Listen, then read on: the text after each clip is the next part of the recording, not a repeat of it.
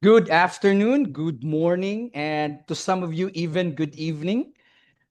Thank you for joining us once again. All you people from around the world, our attendees, welcome to another eFeedLink webinar. And we are thrilled to have you joining us today. We have people from Vietnam, we have people from the Philippines, we have attendees from Thailand, we have people from Malaysia, we have from India, Indonesia, across different parts of Europe and Africa, and many other locations from around the world. We're even joining us today. We have people from the United States. Good evening for you guys in there if you're still awake. And once again, we'd like to thank you for being here and a very warm welcome to our attendees to this webinar. We will be starting shortly as we wait for the rest of the attendees to join us. We'll give them time to come in so that every one of us will be enjoying and learning great insights,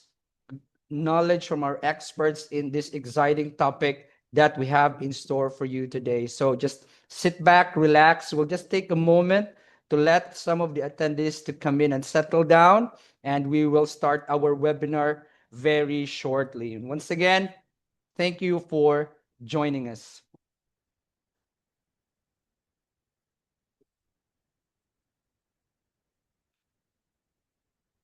Again, welcome everyone, and thank you for joining another eFeedLink webinar. My name is Alvin, and I will be your host for today. Before we dive into our main topic, let me take a moment to introduce eFeedLink and our services.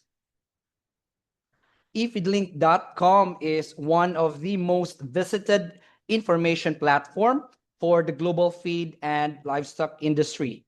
Our species-focused website features dedicated channels delivering the latest market news, industry trends, technical insights, expert interviews, event highlights, and company updates, all designed to keep you informed about what's shaping in our industry.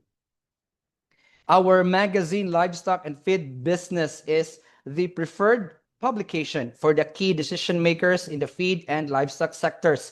It helps professionals stay ahead of market developments, industry innovations, and emerging technologies. You can subscribe to Livestock and Feed Business through efeedlink.com. And if you're unable to receive the print version, don't worry. We'll be happy to email the digital copy of this magazine every month. And finally, we also host and organize webinars through our eFeedLink Agri Digital Hub platform.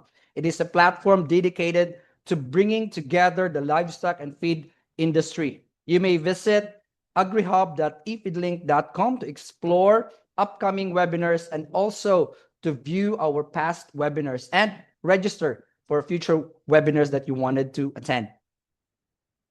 Before we begin with our topic, just a quick reminder, if you have any question during today's presentations, please type them into the Q&A box in your Zoom control panel, and we'll be happy to address them during our Q&A session at the end of the presentations. And today, let us together learn on an exciting topic: future-proofing global protein supply. This session features three distinguished speakers who will share their expertise in this topic. And in this webinar, we will define strategies for de-risk sourcing and procurement, also share feeding trial results, and provide guidance successfully incorporating single-cell protein into feed formulations. Our first speaker in today's webinar is Olivier Hartz, Chief Commercial Officer at Unibio. Olivier joined Unibio in December 2019 and has led commercial and development since November of 2022. He has been working with sales and commercial operations of ingredients for the feed, pet food, food, and pharma areas for almost 30 years, with more than 20 of those years at Japanese Ajinomoto Europe as Vice President or General Manager. His experience includes amino acids for feed, food, and pharma industries, specialty food ingredients in taste, texture, sweeteners, alternative protein ingredients, and fermentation co-products. And he has a broad overview of the fermentation industry. International by nature, Olivier thrives in setting up global and agile commercial organizations, enabling fast access to markets.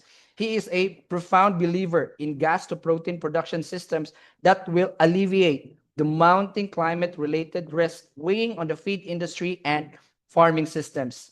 Without further ado, please help me welcome our first speaker in today's webinar, Olivier Hartz.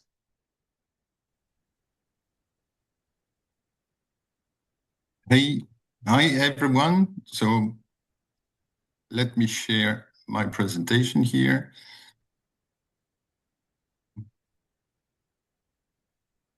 So I'm very pleased to have the chance to, and very honored to introduce our company and our product to all of you.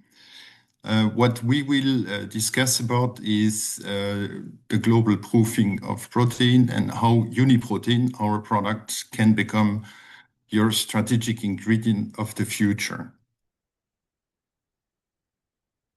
So let's first have a bit of analysis and have a look at the overarching parameters that are driving the protein requirements in our industry. So as everyone states every time, I mean, our population is going to grow to 9.3 billion people by 2050. But it's probably wiser to have a shorter look, maybe at the 10 next years, because 10 next years in our industry is a bit of our short to midterm. So population during that decade is going to increase by 8%. At the same time, the protein consumption per capita is also going to grow by 3%, which is due to the underlying development of the economics and people that are going for more meat consumption. And the total pure protein production needs will then increase, or needs to increase by 11.4% over the decade.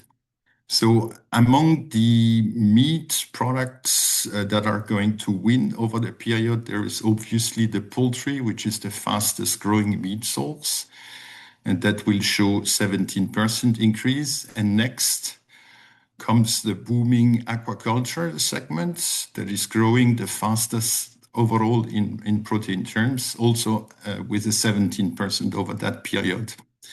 Beef, pork, they tend to plateau at the moment, especially in high income countries, when dairy and eggs will enjoy a moderate, steady increase globally. So once you have said this, 93% of the protein we use in animal production is coming from vegetable sources. And of course, the parameter for producing is then the surface and the acreage. I'm displaying here the graph from the FAO about the quantity of hectare per capita, which, as you can see, is on a continuous decline, and the world currently has 0.6 hectare to feed one human being. The fact is that by the turn of the century, in 2000, we have reached the peak surface for cropland and pasture at 4.87 billion hectares. The second parameter, once you have a certain surface, is the productivity of the crops. And here there is another disturbing happening at the moment, is that we are now faced by a plateauing of the yields, and especially for soy. Here it's also it's another expression of that. It's only two crops, which are corn and soy. And you see that on the soy, the yields in the US have not changed since 2016. And this is in a context where the climate is warming, which is also bringing extra volatility to the yields in every year. So on the two main parameters, which are yields and surface, we have a clear limitation, when at the same time we are needing this 11% more protein. So talking about the ingredients, one way, and that's a proposal from my side, one way to approach the mapping of the protein sources and which one is fit for the future is to plot them against their price and against their capability to expand, the so-called scalability, which is expanding on demand. So if you look first at the legacy proteins, which are all the vegetable and animal proteins we know, or most of them, I could not plot them all.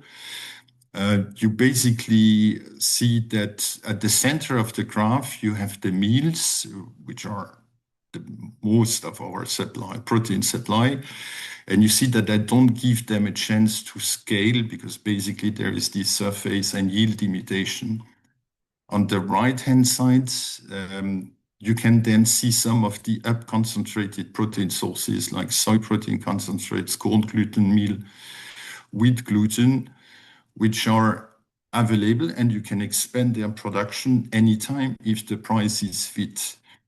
Now, one of the consequences of the up concentration is that you basically recover a certain quantity of protein with an extra cost. And the soy protein concentrate is, as a standard, 3.5 times the soybean meal price when the protein content is not going 3.5 times higher.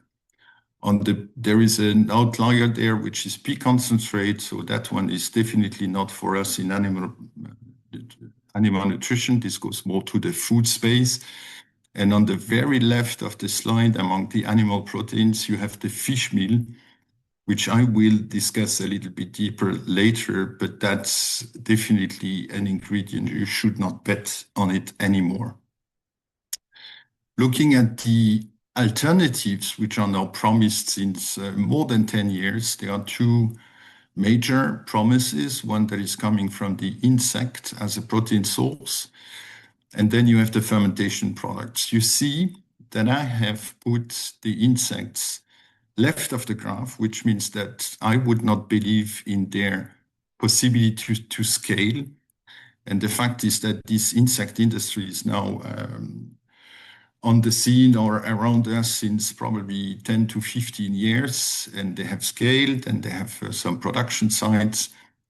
And it becomes more obvious today that they will not reach the price point necessary to be a large player into animal nutrition. Nevertheless, they still have the chance for niche application, and they probably have also more chances going to the pet food industry.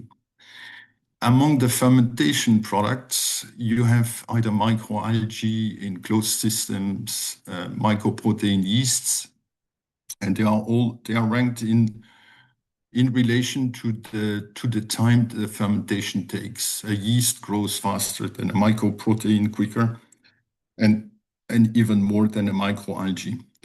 So they are all sugar-based. Sugar makes, again, a link with the surface and the acreage. So you are not decoupled from agriculture.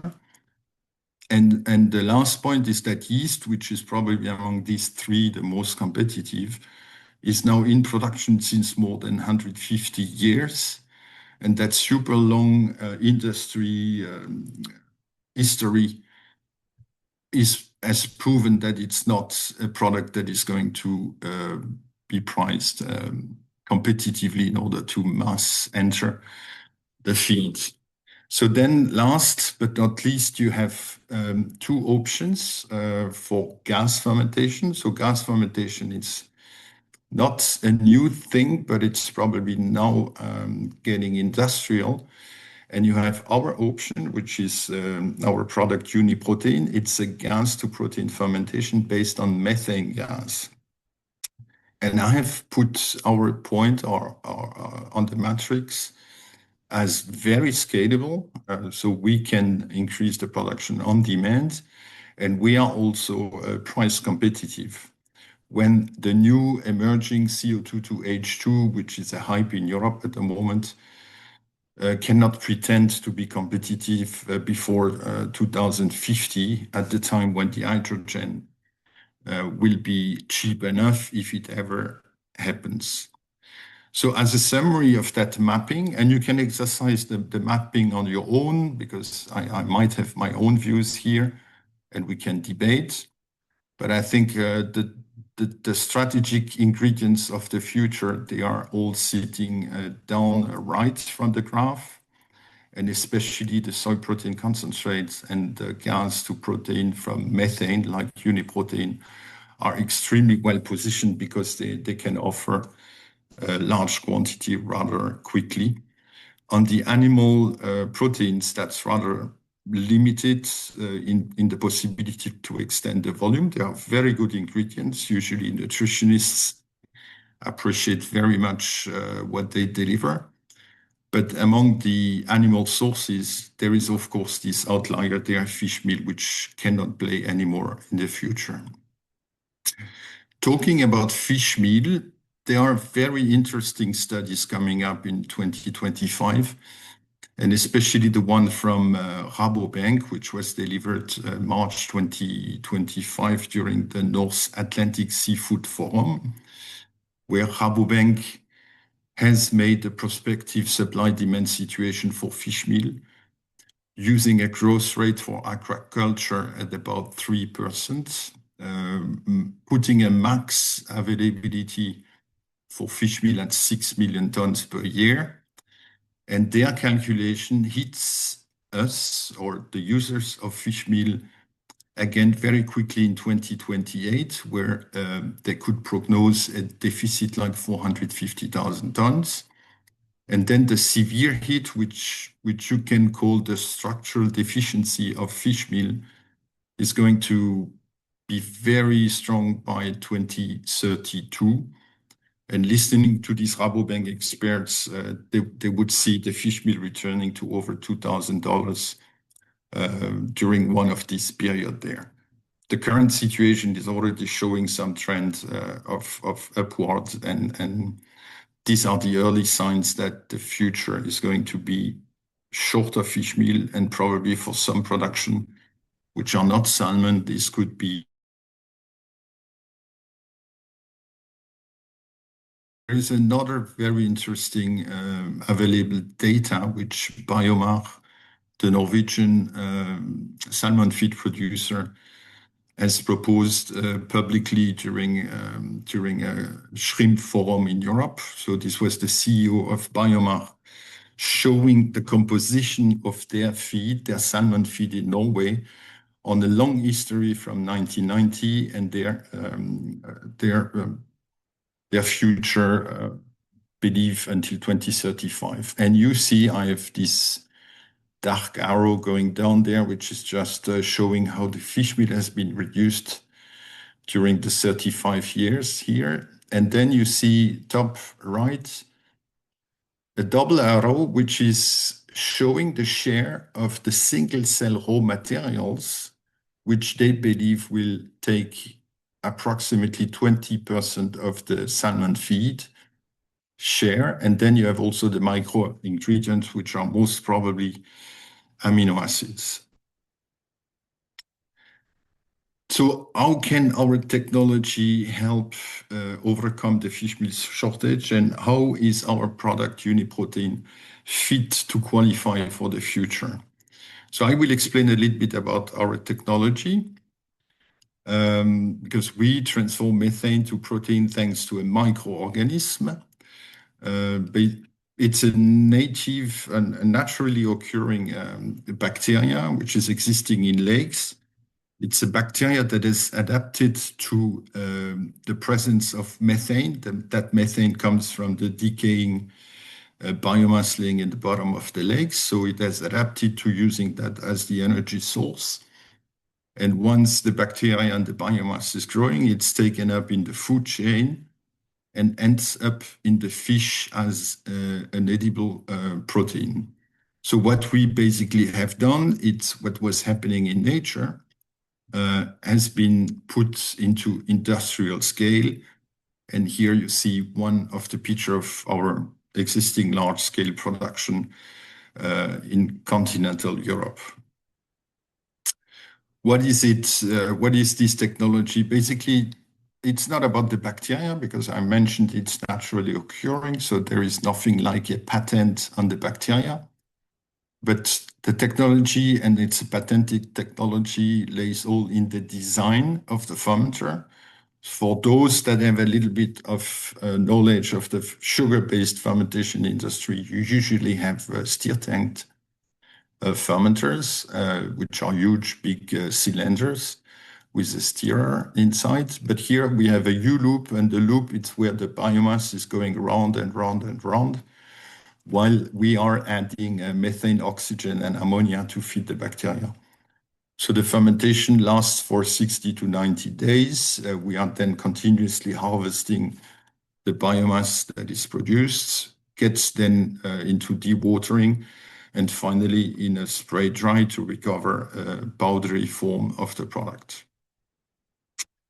The product comes out and with a nice protein content at 68.5%. This protein is through the amino acids for 92% of its part, and as another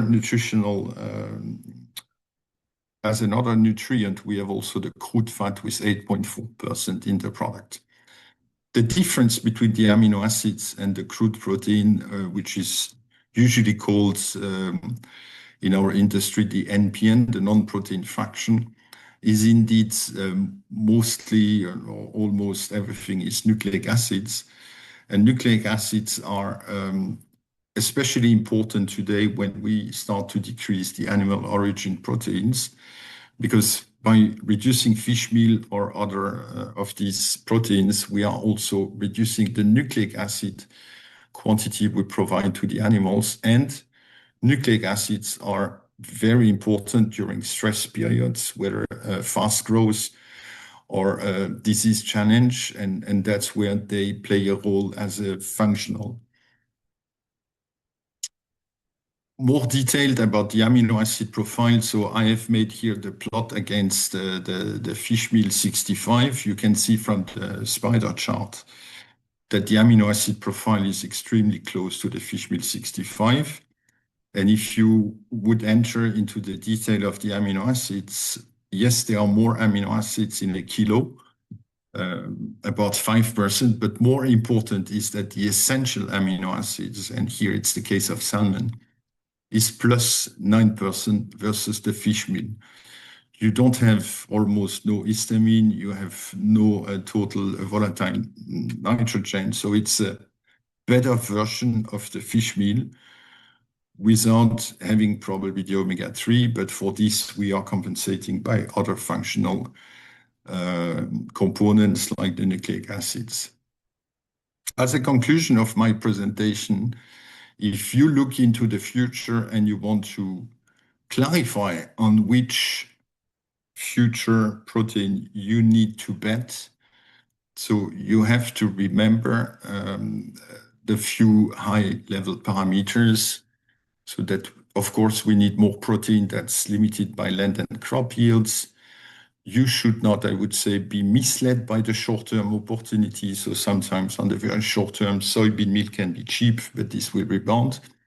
And the long-term winners will be proteins produced from large-scale, resilient inputs. So, for example, there is a large quantity of soybean meal, and therefore up-concentrated versions of soybean meal will be abundant, but they come with a certain price. On the fermentation-based proteins coming from methane, they are entirely decoupled from arable land, so you escape from the biggest challenge. The key, the take-home message of that presentation, if I may say, is that you as industry players and feed producers, you have to qualify the alternatives early to be prepared for the future shocks. I hope we can have a good discussion based on that, and I thank you for your time.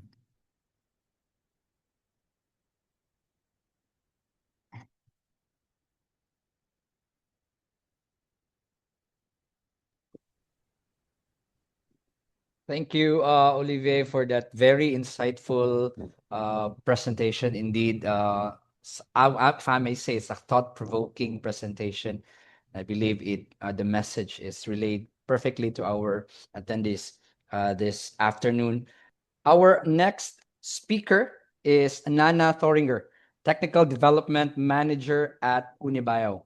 Nana is a specialist in animal nutrition with over 9 years of experience in the feed industry. She holds a PhD from the Norwegian University of Life Sciences and an MSc in animal science from the University of Copenhagen, which include an Erasmus exchange at the Wageningen University. Nana has worked broadly in the feed sector, focusing on the development of innovative, sustainable solutions for both monogastric animals and aquaculture. Her work supports the transition toward more resource efficient, environmentally responsible ingredients. Combining deep technical knowledge with commercial insight, Nana Thoringer plays a key role in enhancing sustainable aquafeed solutions that align with both performance and environmental goals. Please help me welcome our next speaker, Nana Thoringer. Thank you for the nice presentation of me, Alvin. So I'm going to present some of the scientific knowledge that we have on our ingredient, and I'd like to move to the next slide.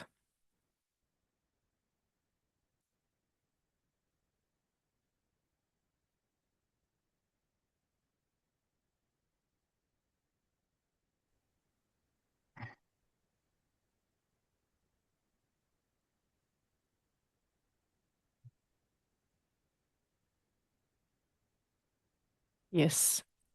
So as I said, I'm going to talk a bit about the scientific background of Uniprotein, because it is really important to know your product, just how it applies in different species and how it performs in terms of performance in various species as well. It is a key factor to know how the product also is in terms of digestibility, and therefore we have teamed up with some of the best research facilities around the world. Then will be next slide. Thank you. So to know the product is a key factor, and usually we start with chemical analysis and potentially also following up with in vitro testing of the product. And then in vivo testing would be next. And looking at it from a scientific point of view, we would like to know the ingredient and digestibility at first, because then we know, at least to some extent, what we're working with and how the ingredient is performing. Then following up with performance trials and evaluating the health of the animals would actually give us knowledge about the product and if it's safe and sound in animals as well. So today, the strain Metococcus capsulatus, which is the strain that we're using in Uniprotein, has been mentioned 389 times in PubMed. And narrowing that down into the ingredients used in animals or for animals, 85 publications have been made in animals. So the science is actually there supporting this bacterial single-cell protein. But let's dive into some of the results that we have obtained. Thank you. So starting with this trial that was performed by CAOS, the King Abdullah University of Science and Technology in Saudi Arabia. They performed a Barramundi digestibility trial with our product. And in this trial, they chose to include Uniprotein with 30%. And this is more than a commercial diet would offer. However, it is needed to actually estimate the ingredient digestibility. So in this graph, what you see is the difference in digestibility between the control diet, which is the green line, and then the diet containing Uniprotein, which are the blue bars. So for the dry matter, the crude protein, and the crude fat digestibility, all were higher for the Uniprotein diet compared to the control diet containing fish meal. Then when evaluating the ingredient digestibility, Uniprotein had a crude protein digestibility of 88.2. which is a great digestibility in an important species. But we also need to look at it in other species as well. So looking into some cold-water species, we have teamed up with IRTA Research Facility in Spain. And this trial that I'm going to present here in rainbow trout was funded by the EU-funded project called Value Waste. And in this trial, IRTA chose to have a control diet containing 18% fish meal, which is the black bar. And then we tested graded levels of uniprotein, which corresponds to 25, 50, 75, and 100% replacement of fish meal. Looking at this graph, you see the apparent protein digestibility of all the diets. And what you can see is that for the uniprotein 50% replacement of fish meal, it had a higher digestibility of protein at 85%. So this corresponds quite well with the findings from the Karlsruhe University in Barmundi. We have also tested in Atlantic salmon with the Icelandic Research Institute MATIS, and this is preliminary data that I'm showing you here. In this trial, we chose to have a control diet containing soy protein concentrate with the 30%, and then we decreased the soy protein concentrate and included uniprotein instead. The inclusion levels was 4, 8, and 16% in these diets. So they did not measure any differences in this standard growth rate of the salmon in this trial. However, when they evaluated the feed conversion ratio, they did see an improvement when including uniprotein at 8%. So this is a great achievement in a very important species.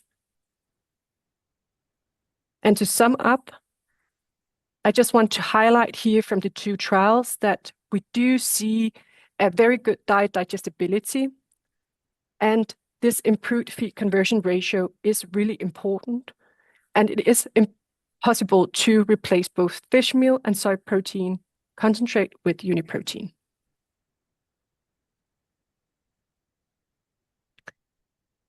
We also tested our protein in gillhead sea bream at the research facility IRTA in Spain.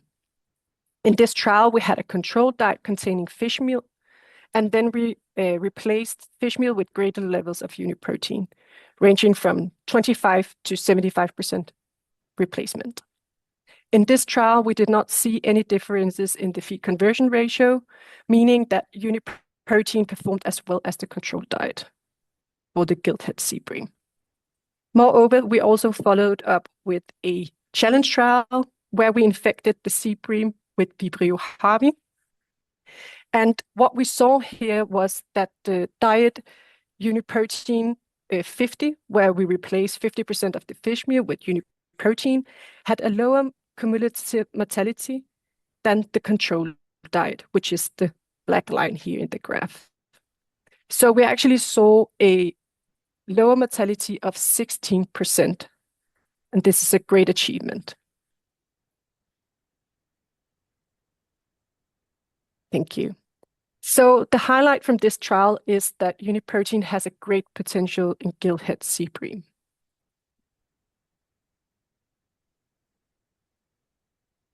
We have also tested our product in shrimp. And in this trial that I'm going to present here was also a part of the EU-funded Value Waste project together with IRTA. In this trial, we had a control diet containing 18% fish meal, and then we replaced the fish meal with graded levels of uniprotein, 25, 50, and 75% fish meal replacement. We did not see any differences between the control diet and uniprotein with up to 50% replacement on the standard growth rate. In this trial, we also followed up with a challenge trial with where the shrimp was infected with Vibrio harvey. And here we saw an increased survival when the level of uniprotein increased as well. However, there's no statistical differences between these, as the variance, the standard deviation within the groups were too high. So what we see from this trial is that we have a kind of sweet spot around 50% fish meal replacement, and this increased survival in the challenged is also applying in shrimp.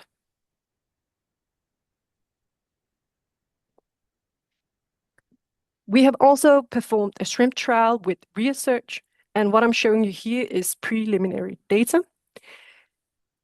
We actually did this trial because we had a raising question from our customer if our product actually affects the palatability of shrimp diets. So we chose to do a dose response in shrimp at research where we added a palatant. So we had a control diet, which is the black bar, where we had 20% prime fish meal within the diet. So a very palatant diet here. Then we had a Uniprotein diet with 10% inclusion only, and that's the dark blue. Then we have Uniprotein with 10% inclusion and a palatant, the light blue. And we have a Uniprotein where included in 20%, that's the dark green. And then we had Uniprotein with inclusion level of 20% and a palatant added. And what we measured was that the feed conversion ratio was similar between the control diet and 10% inclusion. However, the 20% inclusion of Uniprotein had a higher feed conversion ratio. Here, the palatant did not have an effect at all. Looking at the standard growth rate, what we saw in this trial was that Uniprotein with 10% inclusion had the highest standard growth rate compared to the 20% inclusion and also the control diet with fish meal. Moreover, there was also an effect of the palatant. When looking at the 20% inclusion diets, the standard growth rate was higher for the diet with 10% Uniprotein and the palatant compared to the 20% Uniprotein only. For the protein efficiency ratio, we did see a expected decrease when the 20% Uniprotein in the 20% Uniprotein diet compared to the control and to the 10% inclusion. So the takeaway from this trial is that we didn't see that the palatability was affected here, at least not with the 10% inclusion. And what strikes me the most is that we actually get a better standard growth rate than a prime fish meal diet for shrimp.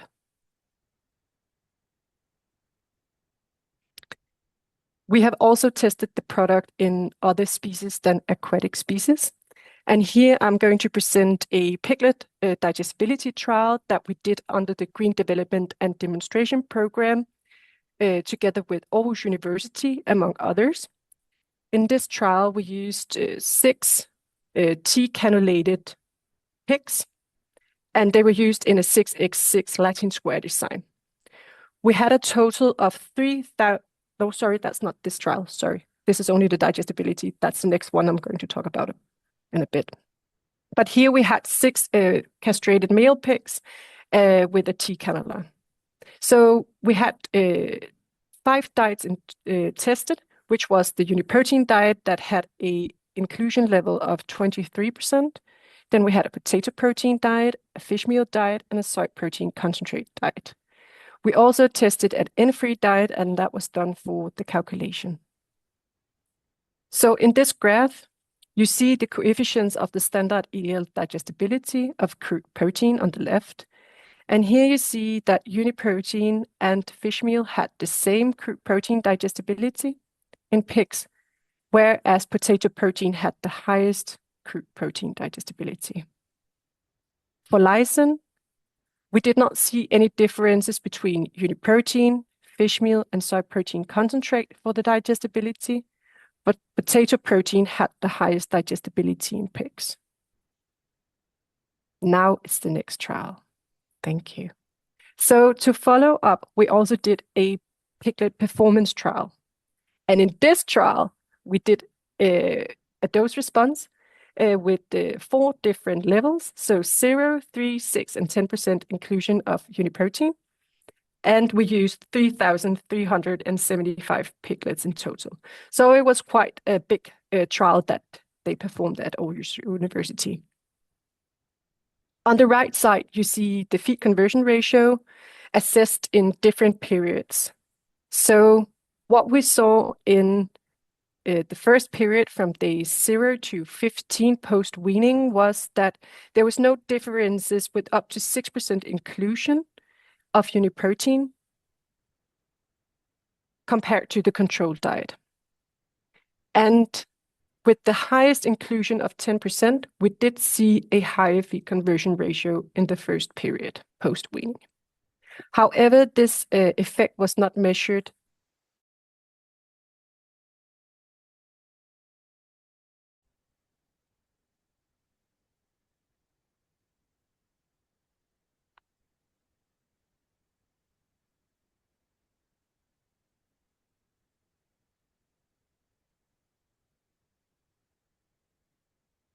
There it was. So to conclude on these two trials, uniprotein could replace fish meal with up to 6% without affecting the performance of the piglets post-weaning. Yes, so what I shared with you here today was part of the trials that we have performed. We have performed many other trials as well. But I think we are quite confident to state that this uniprotein ingredient is both having a good digestibility, it has a good palatability, and it performs well in various species. Moreover, I'd like to highlight that uniprotein is approved for feed within EU, Japan, and Thailand, among other countries.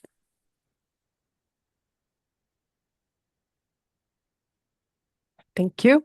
So now we have looked a bit about the results on uniprotein in various species, and it's time to talk a bit about uniprotein's sustainability profile. So we think of uniprotein as a climate-smart production. And that means that we have a very low land use when producing uniprotein. The water use for the fermentation process is also low. And we actually have a future possibility to have a CO2 footprint below 1. And all the data that I'm showing you here is from the GFLI database and from an LCA made by an external company called Deloitte. But let's compare with other ingredients as well. So that's the next slide. Thank you. So comparing uniprotein with other protein ingredients, we do see that we have a very little land use for producing uniprotein. Moreover, the water consumption is also low compared to other protein-rich ingredients. So I actually believe that uniprotein is your climate-smart protein for the future. Yeah, it was a pleasure presenting here for you today. I had hoped that we didn't have technical problems, but at least we managed. I think Olivier did a good job.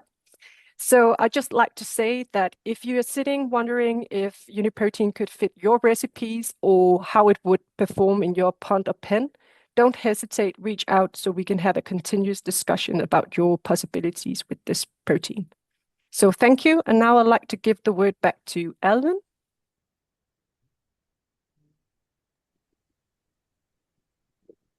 Yes, thank you, Nana, for that very wonderful presentation.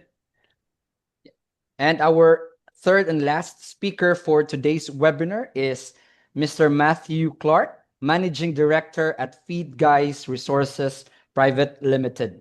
Matthew Clark is a graduate in agriculture from London University.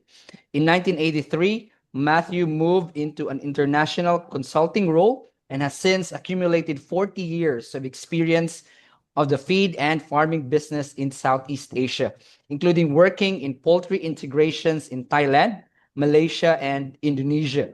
In 2011, Matthew founded Feed Guides to market and service feed formulation systems in Asia.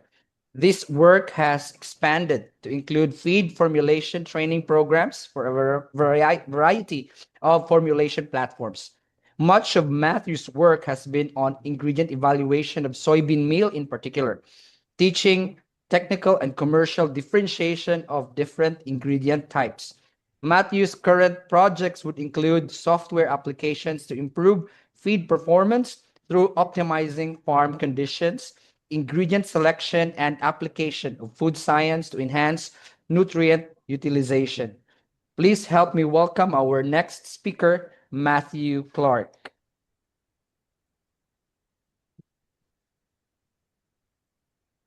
Good afternoon, everyone. Can you hear me okay, Alvin? Yes, we can hear you quite well, yeah. Jolly good. I'll just get my share going on here.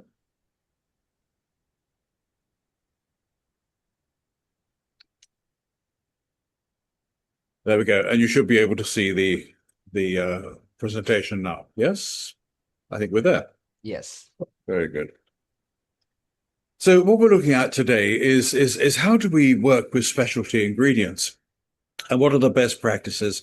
Well, there are no cut and dried best practices per se, but there are some very useful tips we can follow that I hope will benefit your own formulation practices in-house. And I'm going to run through mainly on how we deal with proteins, because these are the more difficult ingredients to work with. So first of all, we'll do a quick introduction on the formulation process. What is its purpose? It's not exactly obvious.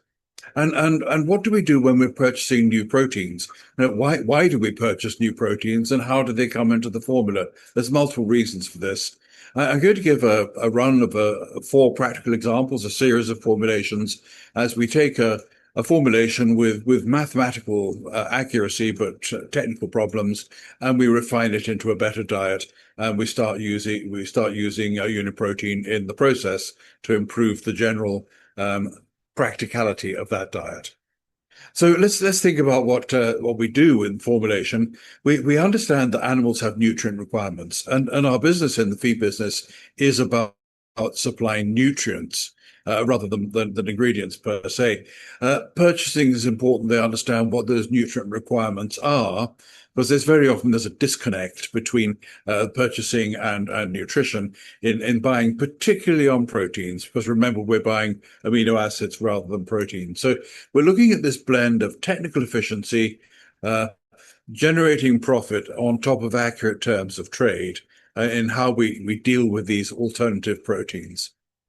So we look at the different types of feeds, and we don't use the same style of formulation for all species. Myself, I do mainly broiler feeds. They're what I call a highly mathematical solution. Whatever the least cost program shows me, I'm very likely to use. But some special things about this. In broiler feeds, we can use almost any amount of soybean meal, and other proteins can compete, but on price. Now, there was a time 40 years ago when I would use 10%, 12% fish meal in broiler diets. Of course, we cannot do that now because of price, sustainability, availability of fish meal. So we have made these transitions, and now we're sort of going backwards into other proteins. Now, specialty feeds, non-nutrient parameters become important. So we look at soybean meal. Soybean meal is a great protein source. There's something like 400 million tons a year annually produced. But in aqua species, particularly carnivorous species, it can cause some problems in terms of the growth rate and the health status, and also the pollution in the ponds.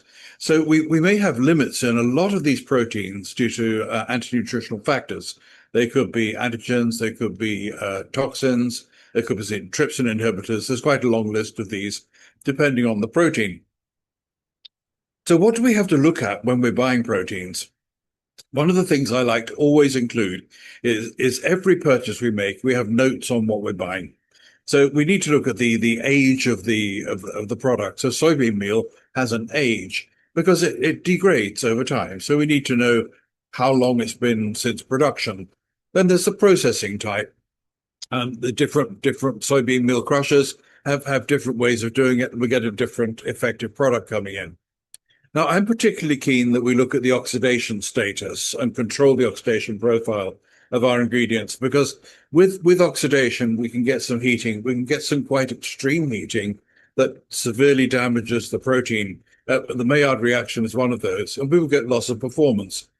So any product in which I can control the oxidation cycles is going to be attractive to me.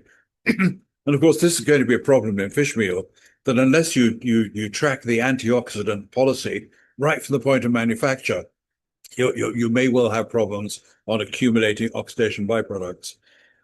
Supplier information. There are good suppliers. There are suppliers who are maybe not quite in sync with what you do. So finding good suppliers, being involved in their QC is very important. So I like suppliers where I can go to them and say, hey guys, can you do the following to ensure quality for me? If they say yes, they score a lot of points in the supply chain. Sustainability, carbon footprint, we've looked at. These are very important. I know in some Southeast Asian countries, we have to formulate with sustainability in mind, and certainly with carbon footprint, to be able to export into Europe. And finally, there's this question of availability. Whenever protein prices go up, the industry has a scramble for alternative proteins. And what we'll be looking at in particular is this ingredient seasonal or not? And I try to avoid seasonal proteins unless I've got a really solid plan for using them. Is the supply constant? Now, this is one of the concerns of fish meal, of course. The fish meal is in very short supply anyway. It's a market that's not going to grow, but can be hit quite badly by weather events like El Nino. Suddenly we're short of fish meal. So I like to make sure we have a constant supply of these alternatives, so I don't have this in and out of the formula syndrome that can damage the reputation of the feed. So the stability of the usage is really critical to designing a feed in a program. So to have a smooth supply of ingredients usually leads to a very smooth feed. And lastly, do we need to diversify? In the Asian context, we can get supply chain interruptions. The more types of ingredients that are safely used at good levels, the more we have, the more likely we are to be resilient against supply chain shocks. So this is one of the concerns that we build into designing a formula. It's not part of the maths of the calculation, but it is part of the business of making a formula consistently day after day after day, right the way through the year to satisfy our customers. Well, here's a quick table here of the types of alternative ingredients that came up during the soybean meal shortage. Soybean meal, as I say, is the dominant and probably one of the best proteins. Peas, beans, chickpeas, lentils. These are good ingredients. Sometimes we can get them, sometimes we can't. And that makes it rather difficult to build them into a feed formulation sustainably in terms of how we develop our business. Nonetheless, they do exist. Here's a factor we don't often consider, is the variability in analysis. This was work done by Dr. Robert Swick of USEC, and he took a single sample of soybean meal and sent it out to labs in Indonesia, Malaysia, Thailand, Vietnam, Philippines, and noticed the variation in the analysis that came back. So when we're looking for ingredients, we have to be fairly sure structurally that what we're going to get is going to be reliable. So I do like to go for manufacturers who can say, because of the design of our process, our ingredient is not going to be variable. So you don't have to worry too much about getting the analysis absolutely spot on, because we can guarantee low variability.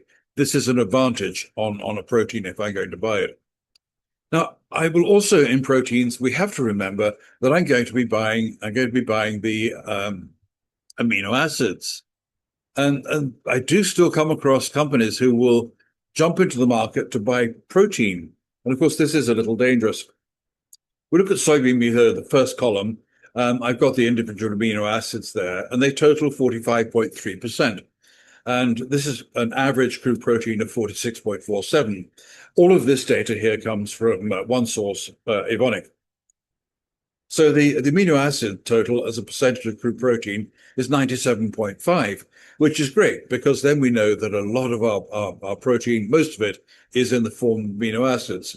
Then we look at the fish meal, and we can see here that although we rate fish meal very highly in terms of nutrient content and performance in the aqua diets, its percentage of amino acids as a percent of crude protein is only 88.7. So there is a difference in volatile nitrogen in these fish meals when we compare them to soybean meals. So although you're buying 67.8 on average protein, you're actually getting 60.2 or thereabouts in terms of amino acids.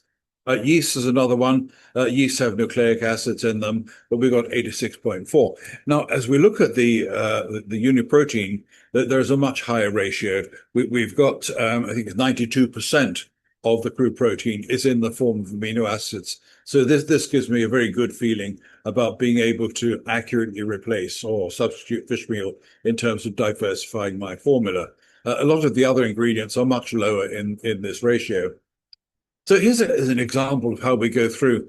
And I started off with a formula here. These are all a shrimp feed, a theoretical shrimp feed, in which I've got some fish meal in the starting. I've got 8% here. I've got some squid liver meal for attractant. We've got some poultry meal coming in, meat and bone meal. I've been trying out peas, canola, corn, gluten meal, some other proteins.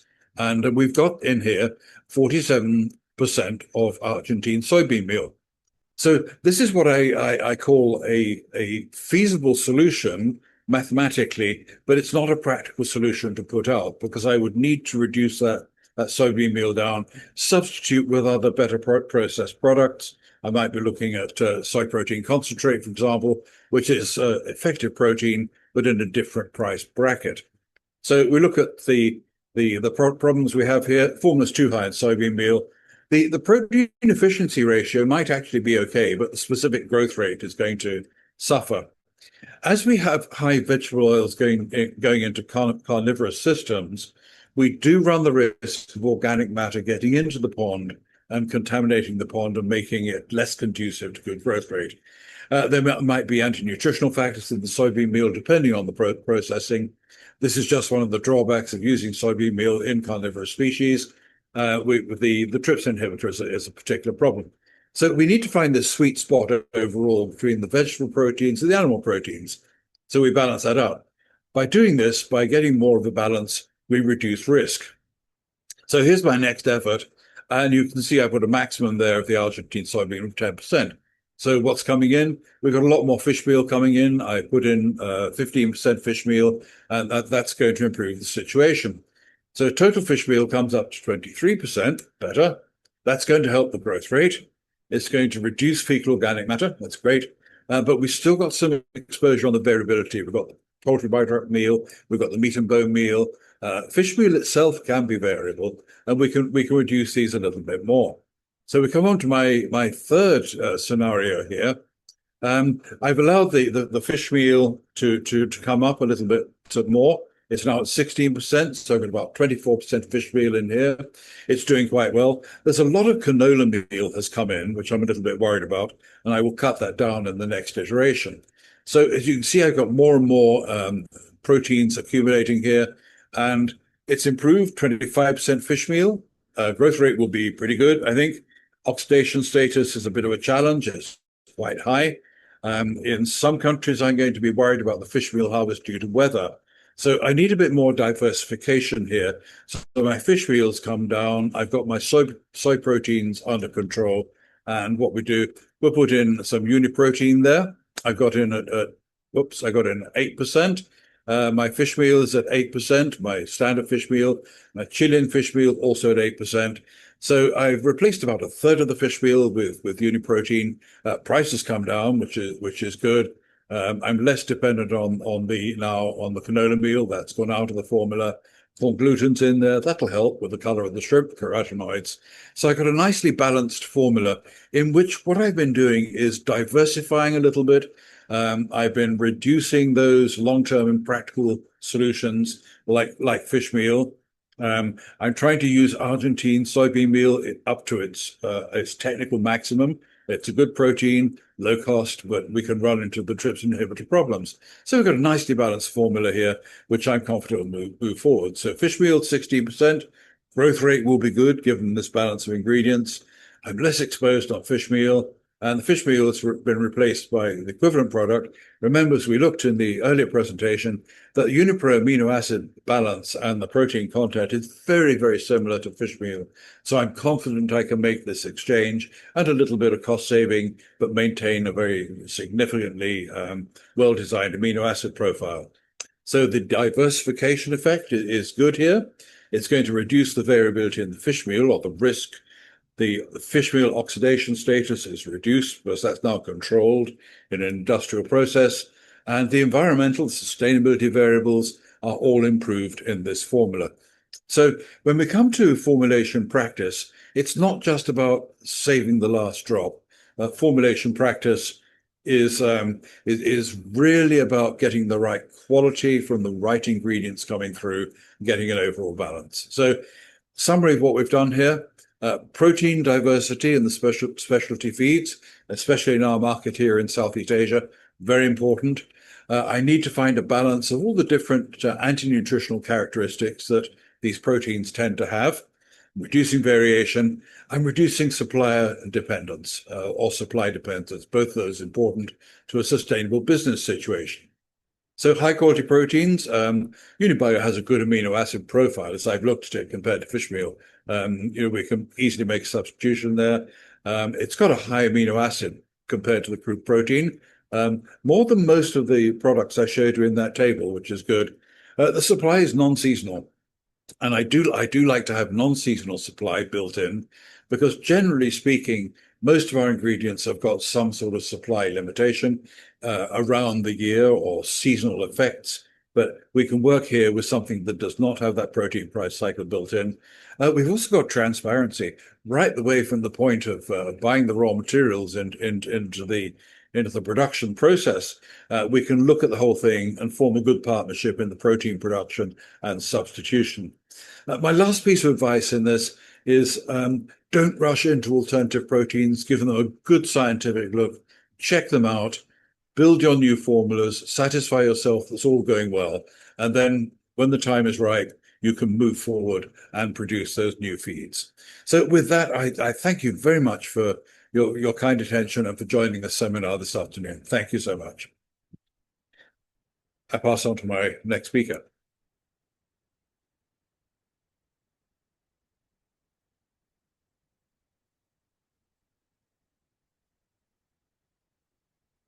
Olivier, would you like to conclude here?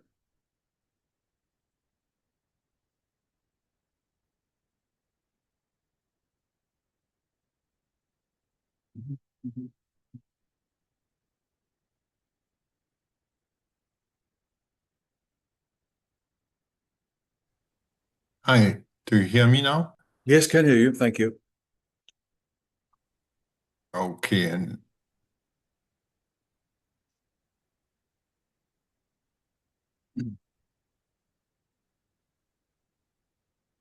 Yes, here's our last slide if you'd like to yeah, so wrap up. super. Yeah. So Yeah. sorry, a bit of the technical issues, but we get used to it now. So I think we have given you a quite a large tour and vision about the protein, our product, the formulation, all the conditions that are going to hit us over the next 10 years. And I would just give you this one slide, which is the summary of the main benefits you will get from Uniprotein. So of course, and it's the combination of what Matthew said and also what Nana has presented. That product comes with strong nutritional values, so it's rich in nutrients and especially in amino acids that are so important. There is a section which is functional, on which we can have private discussions with any of you that like to do so. It's a contaminant-free, and these contaminants are definitely something that limits usually the inclusion of some ingredients. For those that have concerns with GM, that's definitely not the case for us. And we are then also without anti-nutritional factors like you quite often have with vegetable proteins. Now, something we did not discuss earlier is what's the benefit for the purchaser. And Matthew has highlighted that formulators and purchasers have sometimes, they need to talk more often because a strategic purchase, you need to evaluate all and everything in one discussion. And here, what will come with Uniprotein and Unibio is that we will help you de-risk the procurement. There is no seasonality with the production because it's fermentation based on a largely available feedstock, which is the methane gas. And because this methane gas from producing countries like Saudi are coming with flat prices contracts, we have the unique possibility to prolong or to have long contracts at fixed price.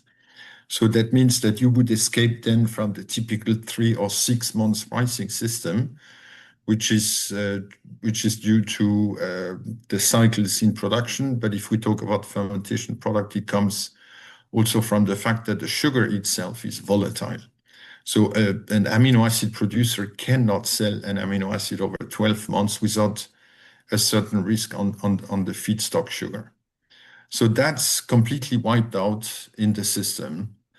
And also because we don't access or we don't need the sugar, we are totally decoupled from the ag commodities, and we therefore will not be faced by the shortage of acreage or by some limitation in yields or whatever. The quality which Matthew highlighted is so important. So the benefit of a closed system, a fermentation system, is that everything is highly traceable, and you can have a very, very narrow control over the quality of your product.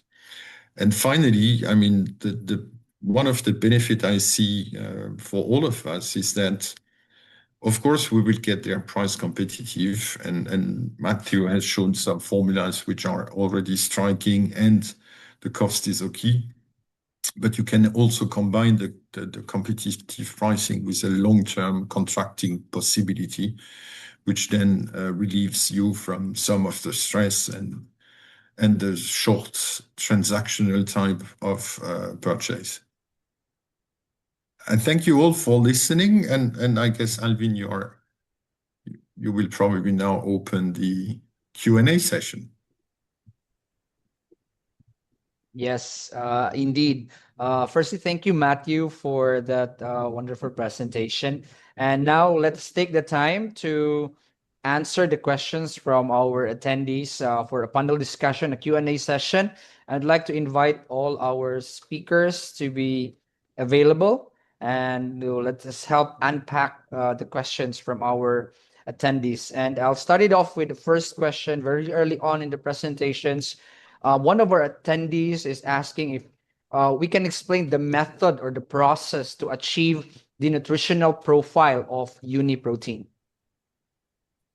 I can probably take that one.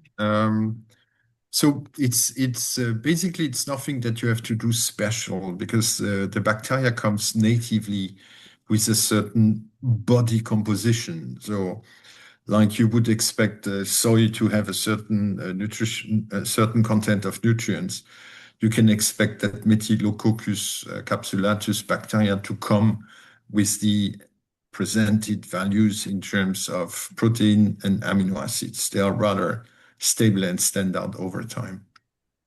And there is nothing special to do besides harvesting, drying, shipping, and pleasing the customer. All right, thank you, Olivier. I proceed to the next question here. Our attendees would like to know do you match Uniprotein's price with that of fish meal, or can there be different protein levels as well? Yeah. No, there is so on my mapping of the protein ingredients, and I guess you will be able to return to the presentation later. You can see that somehow I have positioned the Uniprotein somewhere between fish meal and soy protein concentrates. The situation is such on the fish meal that we are not forced into the competition straight with soy protein concentrate. You have seen from Rabobank that the shortage on fish meal is probably 800,000 tons to 1.2 million tons by 2032. So just by the substitution fish meal and introducing the sweet spot 6 for shrimp or 8% salmon, this is already giving us enough of a market to load our first factory in the Middle East. So I would say that, and again, I'm not. There is no problem fighting soy protein concentrate from the production cost, but the opportunity cost does not require us to go to that level. So you can expect the price to be closer to the fish meal price. All right, thank you for that, Olivier. This next question is for Nana. I think this was also presented, but maybe we can give more emphasis to this. One of the attendees is asking, what specific feeding trial results have demonstrated Uniprotein's efficacy in enhancing growth, performance, and nutrient digestibility in species such as wine and salmon? And how do these outcomes compared to the traditional protein sources like fish meal? Thank you for the question. And yes, I briefly touched up on it during the presentation. For the piglet digestibility and performance, we have two papers out, one from 22 and one from 23. And if you are interested, you're always welcome to send me an email. I can forward those two papers for you. For the salmon performance and digestibility, we have a paper on the way. There is also data out in published papers on salmon digestibility, not from us directly, but on the strain Metacoccus capsulatus. But soon we will also publish a short communication about this trial that I presented today. Yeah, okay. Thank you, Nana. This next question goes to Matthew. The question is more specific to the region here. It's asking, let me just go to that question. How would you recommend optimizing feed formulation software to integrate Uniprotein while balancing nutritional profiles, cost efficiency, and environmental sustainability in aquaculture diets? Okay. There's a number of ways of solving this problem, but the first thing I would say is we have to make sure our formulation system has got the right values in the ingredient matrix. This is very important. If we don't have the right values for all the ingredients, we will make mistakes on the final mix. So that's the first thing we do. Secondly, let's remember that the optimization feed formulation software will always give the same nutrient composition when we re-optimize. So that part is taken care of. The nutritional profile will be balanced. And that means we can start to work with balancing our different protein sources to balance risk, to balance supply, to balance seasonality and price. So basically what we're doing is we're looking at the higher value protein sources in the formula that can be reduced. And I'm thinking particularly of the fish meals here, and they can be brought down without any loss of total nutrient content of the diet or indeed of performance. If we were to really minimize the fish meal without and go to vegetable proteins, we would lose performance. So what we do is we pick a number, like I did in these formulas, 24% of fish meal and Uniprotein, and we balance them together, so I end up with about 2-to-1 ratio, and that gives me a nice formula with a few vegetable proteins as well. So that's how we do it. When you're designing these formulas, I don't do them under pressure for time, and don't do them under pressure for market decisions. Make sure you know exactly what you're going to get, that the formula will work, test it out, and run lots of alternatives. The money is made in formulation if you run lots of them and you seek profitability at the right animal performance. So take your time. A lot of money involved. Thank you. Yeah, thank you, Matthew.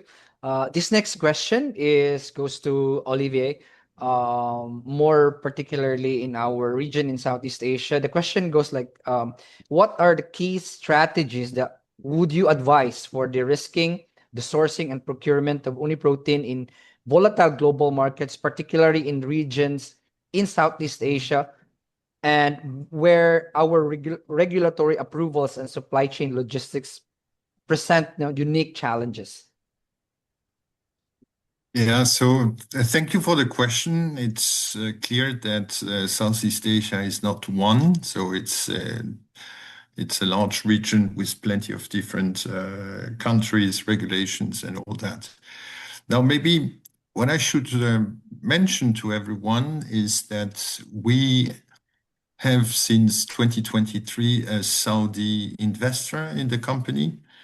It's the group called Saudi Industrial Investment Group, and they are a partner in the petrochemical industry with Chevron in Saudi Arabia. So why did they come to our technology? It's basically Saudi has the concern of food security, and they want to locate that technology down into their country for the matter of food security. And it also makes a lot of sense when you have plenty of methane gas there. So why do I mention that? So first, it's probably to indicate where is the starting point. So where is the product coming from? So we are not US-based factory or we are not in South America. The Middle East, where the factory will come, is close to Southeast Asia. You cannot imagine how close you are. And it's possibly the logistic cost, which is the best indicator of that closeness, because we have all the containers flowing back from west to east, returning to China or wanting to return to China. That makes it super cheap. So we have checked the prices to reach any of your country, India, Indonesia, Vietnam, Thailand, and even to the shores of Japan.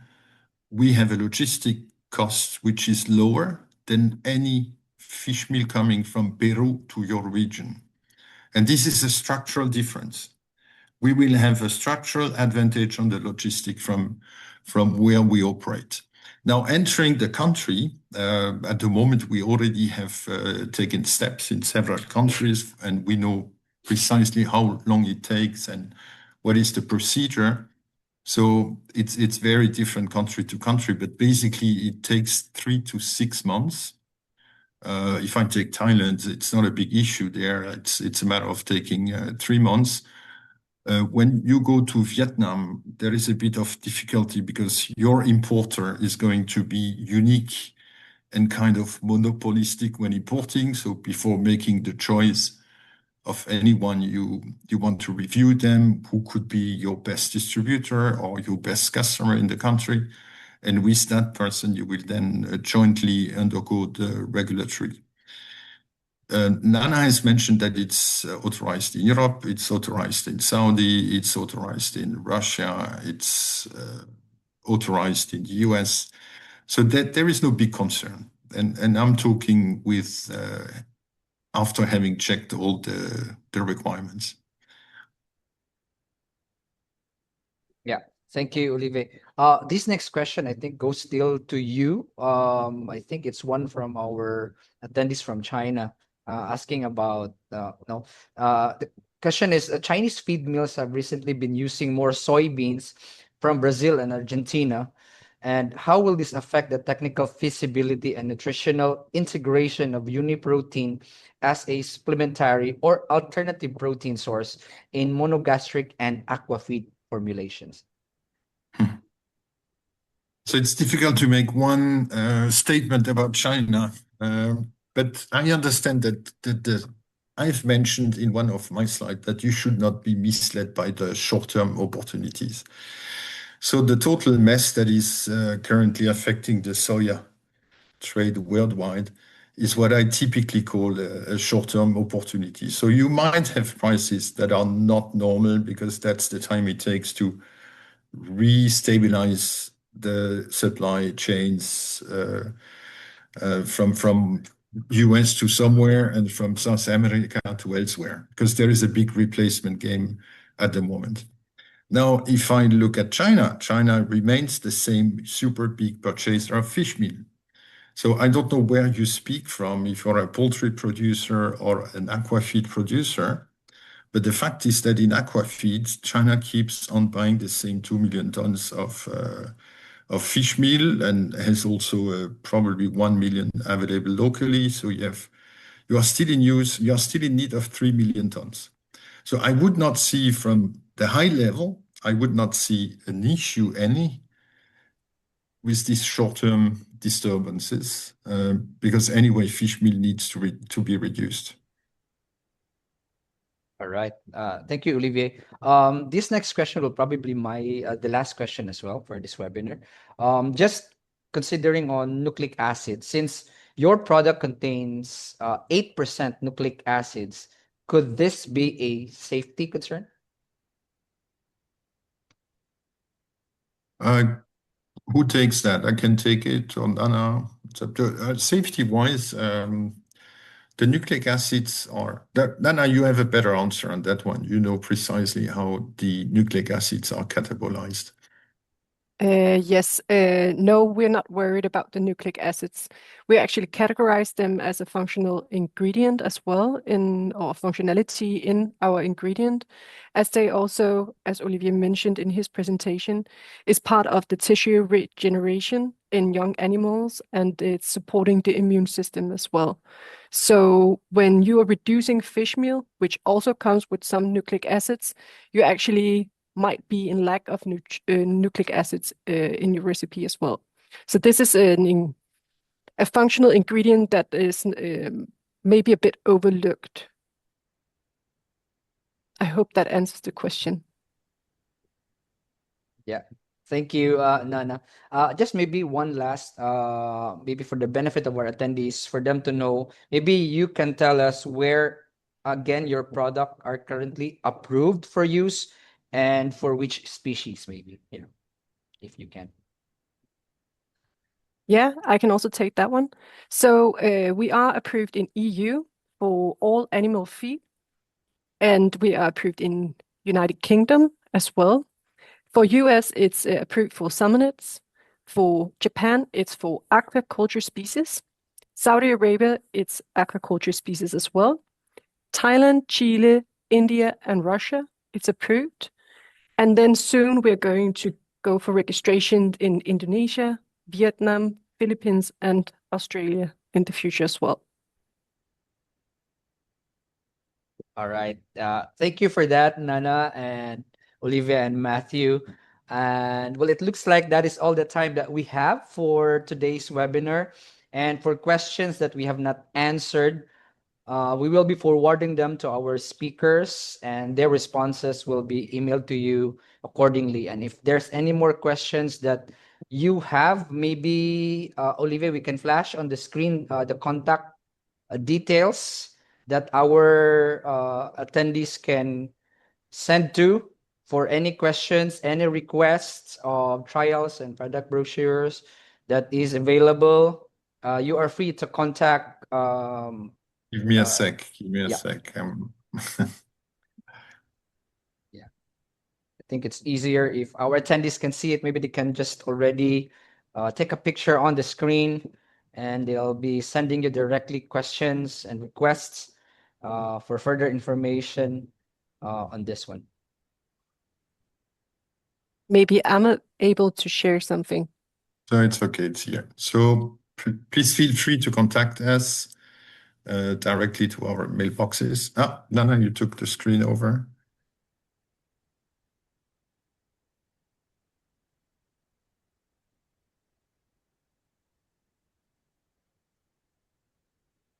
Are you Here it is. sharing? Thank you. Yes. Okay.